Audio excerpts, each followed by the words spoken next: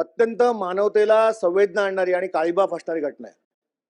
अध्यक्ष महोदय, कल्याणमध्ये एक योगीधाम नावाची सोसायटी आहे आणि या योगीधाम सोसायटीमध्ये महाराष्ट्र पर्यटन विकास महामंडळाचे MTDCचे मध्ये अकाउंटंट असलेले मॅनेजर अखिलेश शुक्ला राहतात.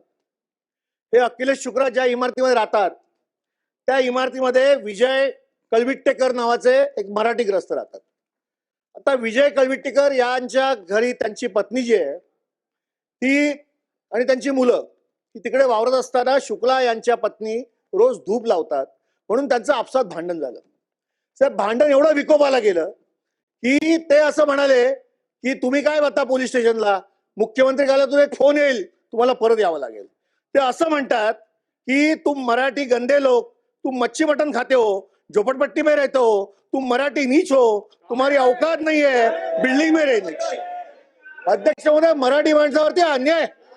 दुसरं आणि ते असं म्हणतात, शुक्ला कोण आहेत ते शोधा, ते असं म्हणतात की मी मंत्रालयात कामाला आहे, तुझ्यासारखी 56 मराठी माणसं माझ्यासमोर झाडू मारतात.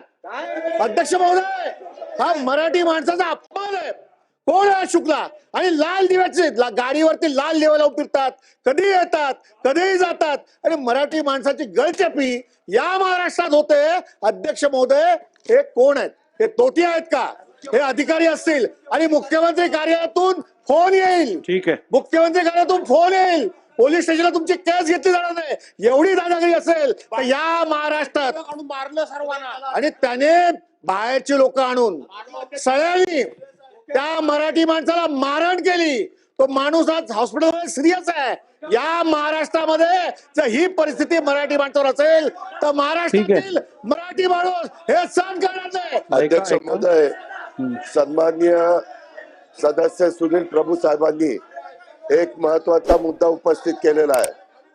हा महाराष्ट्र शिवशाहू फुले आंबेडकरांचा महाराष्ट्र आहे आणि या महाराष्ट्रामध्ये मराठी माणसावर कोणी अन्याय करत असेल आणि आता जी माहिती देण्यात आलेली ती ताबडतोब तपासून तो अधिकारी किती मोठ्या बापाचा असला तरी त्याची हायगाई केली जाणार नाही, त्याच्यावर कारवाई केली जाईल आणि या कारवाईच्या माध्यमातून महाराष्ट्रातल्या प्रत्येक मराठी माणसाचा मान सन्मान या राज्यामध्ये हा निश्चितपणे ठेवला जाईल.